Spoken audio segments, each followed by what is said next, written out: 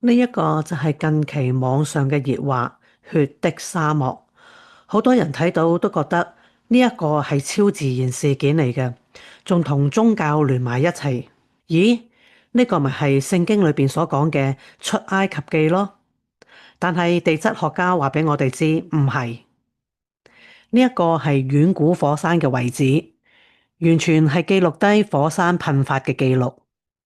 呢一個血的沙漠係位於新墨西哥州嘅首府聖塔菲西北部。地質學家仲話呢一笪紅色就係火山渣堆，係山脈形成前嘅火山活動遺跡。